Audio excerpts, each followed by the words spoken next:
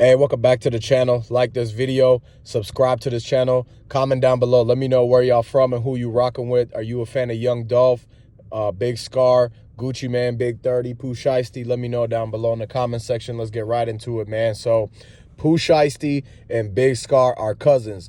But the main problem in Memphis that everybody's talking about is the fact that Big30 signed to Moneybagyo and not to Gucci. And so you see the reason is because in Memphis, it's certain people who came out of Memphis, and so Big30 was thinking that he might have had to show his loyalty to Memphis because Pooh Shiesty had already went the 1017 way. He was really trying to join him because they was coming up together.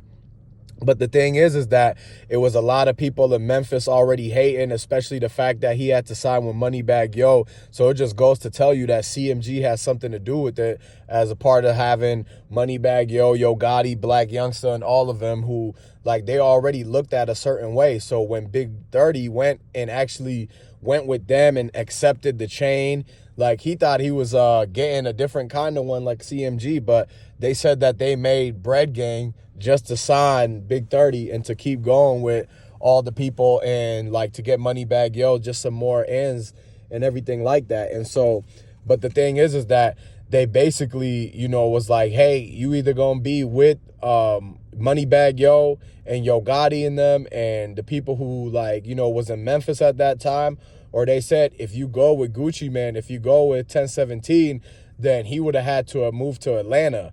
And so the thing is that just to be in the scene, like, Big30 came up out of Memphis, so he didn't want to have to leave Memphis. A lot of people leave Memphis due to the fact that, especially like if they're a rapper or something like that and they go get signed, they end up moving somewhere, moving out the hood and, you know, taking a couple people with them, or maybe not even anybody, but they try to, like, they're more on the road at least. If they haven't moved out, then at least they probably doing more shows out on the road, overseas and stuff like that. And so, but the thing is that, see, they thought Guccimane and Big30 already had an understanding, and Pooh Shiesty had even talked to Guccimane and let him know that he was going to try to tell Big30 to do the right thing, to go with them and this and that, because they really wanted him to be there to take care of Big Scarr. Like, 30 was supposed to be 1017, and if he was, then he would have hung out with Big Scarr even more. And so the fact that they didn't do that, then it made Big Scarr the only 1017 person out of Memphis. Like, how many other people other than Pooh Shiesty is actually signed to Guccimane and still in Memphis? And the thing is that before Pooh Shiesty even went in, yeah, he was in Memphis, but he was, like, kind of on his phase of getting out of there, and basically he was going to LA. He was doing all sorts of stuff. Like, they had that man on tour for a minute, and all the music videos and all the people he was doing features with, that's why they had to basically, like, Pooh Shiesty had to settle down, not be in Memphis for a while so that they could record the whole 1017 So Icy Boys, all those collabs that they had to make those in the studios in LA, Miami, and this and that, right? And then you had him already going out to places like the big festivals and everything where there was even things that popped up, the whole lick he hit and that whole situation that got him locked up, that made it to where now there was nobody in Memphis left to really, like, watch after Big Scarr. And so it would have been, like, monumental, like, critical if Big30 would have been with Gucci, because then they would have known to have him be with Scarr. They would have been going places together. Maybe it would have been a different thing and stuff, and maybe it could have been better, it could have been worse, who really knows, but it would have been a different outcome, and maybe you would have gave him a little bit more time. But since CMG and Moneybagyo and Yogotti and all of them, they was in Memphis, so they were really trying to, like, prevent anybody else from having to go to 1017. They're like, man, if they in Memphis and they coming out, they got to go with us. So they pretty much put a lot of pressure on Big30 to go with them. And once they knew that he was going to go with them, or that they got the whole thing done, then that's when they're like, okay, now we got more control of the situation as far as, like, keeping Moneybagg and that whole, like, department that they done made, keep that going. And so they were really trying to get a lot of the stuff that, like, Dolph was doing, because if you didn't know, Dolph had a lot more artists on his side on PRE than CMG did. And so CMG was still trying to play that big catch-up game on like the same amount of people that Dolph had under him, because they knew that, hey, Dolph had all these hits, all these people he was signing out of Memphis, like Snoop Bands, Big Moochie Grape, and like even Big Boogie and all these other people he was going to really get first. And so even he was going to have Finesse 2 times when Finesse 2 times got out, but that was already too late. And then the fact that he had Freddie, Bankroll Freddie, he was going to have him too. It was so many people that was on Young Dolph's side that's why Moneybagyo and Yogotti and Black Youngsta decided to go and get Lil Migo. They decided to go get Big30. They decided to go get Glorilla, all these other people, even like the stuff from before Dolph.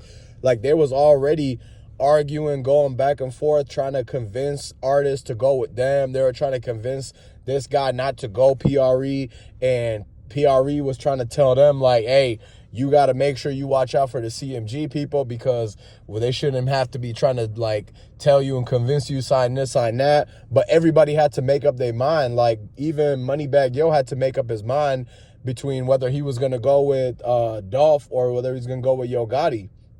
Because when he was coming up out of Memphis, that's what he had to choose between. So they basically had to, it was the same thing over and over again for everybody else that was coming out of Memphis. So when Pooh Shiesty was choosing, he had to figure out whether he was going to go between Dolph and Yogotti and Moneybagyo, but he decided to take a third-party alternative route, and it was a better move for him to go with Guccimane, because he didn't have to deal with all the Memphis beef. Like not everybody wants to deal with Memphis beef. Like there's a lot of stuff that goes on in Memphis where people got disagreements in, whether they're from Orange Mound, Grove Ridge, this side, that side, or if it's some long-term thing, like kind of like the thing between Yogotti and Dolph, or is it about whether you with CMG or PRE? There's a whole lot of that stuff. So it's a lot of people who was choosing, and they had to choose between whether they was gonna do Guccimane, Dolph, or Yogotti. And so that's why everybody should have really came together, because they could have been a big team, or they would have had Dolph take over like the majority of them, and it would have been a crazy thing to see a whole team with like all those guys under PRE. But the thing is that it's a balancing act. So a lot of people, they were like, you know, if they were from a certain part of town, they was going to go with if they were from CMG's side of town in that hood, they were going to go with them. Or if they thought that it was a lot of their people that's in their inner circle who rock with one side more than the other, then they're going to lean towards that. It's a lot of bias. It's a lot of people who already have experience with one person more than the other. So that's going to cause them to choose differently than the next person. And like, it's basically already people who have it in their minds made up, whether they're going to go and do it with Yogotti, Moneybagyo, or Dolph, or Guccimane, anything like that. So, but at the end of the day, it's so much talent coming out of there that all of them could really like come up and not have to fight over who's going where and all that. But that still happened between Moneybagyo and Guccimane, where they were trying to both get Big30 at the same time.